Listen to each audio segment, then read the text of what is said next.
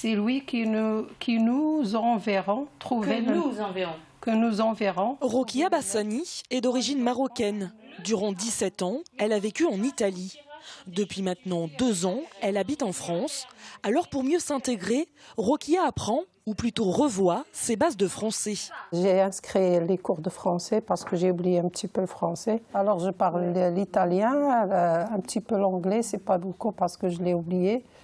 Maintenant, je commence à me rappeler un petit peu le français. Pour cela que je me suis inscrite dans les cours de français. Comme Rokia, toutes ces femmes ont quitté un jour leur pays pour venir s'installer en France. Venues du Maroc, de Hongrie, d'Arménie, chaque parcours de vie est différent.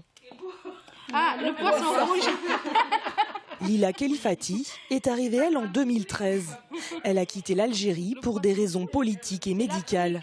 Aujourd'hui, cette jeune femme est toujours en situation irrégulière. C'est très difficile. C'est une situation un peu précaire parce que on n'arrive pas à s'en sortir. On n'a pas le droit de travailler. On reçoit 75 € par mois pour qu'on vive.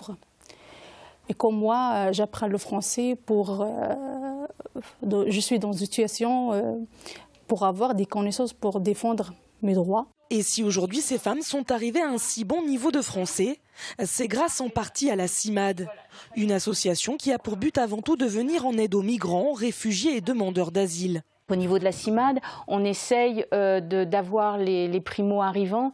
Donc ce qu'on essaye, c'est de faire en sorte que par la langue, ils puissent s'intégrer, avoir leurs papiers, voilà, parce que c'est compliqué pour eux. Non, Lila, promis, elle n'a pas fait de faute. Des cours qui permettent aux débutants comme aux confirmés d'acquérir chaque jour un peu plus d'autonomie.